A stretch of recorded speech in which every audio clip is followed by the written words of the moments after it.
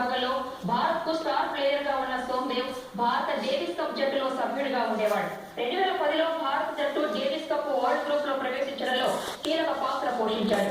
2 ATP tour ఈవెంట్లలో తుది పోరుకు అర్హత సాధించాడు. 2010 ఆసియా క్రీడలో టెన్నిస్ సింగిల్స్ డబుల్స్ విభాగంలో స్వర్ణ పతకాలు గెలిచిన సోమ్దేవ్ 2008లో NCAA పురుషుల టెన్నిస్ ఛాంపియన్షిప్ లో నెగ్గాడు.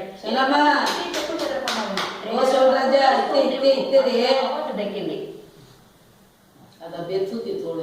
ఈటీవీ న్యూస్ సమాప్తం. నమస్కారం.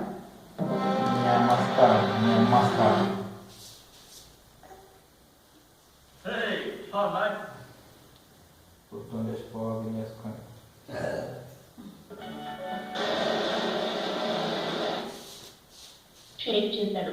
అద్భుతమైన గ్రాఫిక్స్, హాలీవుడ్ రేంజ్ లో తెరకెక్కించిన బాహుబలి వరల్డ్ వైడ్ గా 600 కోట్లకు పైగా కలెక్ట్ చేసి ఇండియన్ బాక్స్ ఆఫీస్ వద్ద టాప్ 3 లో నిలిచింది. ఆ తర్వాత సెకండ్ పార్ట్ మేకింగ్ లో బిజీగా ఉండి 2016ని కంప్లీట్ చేసేశాడు.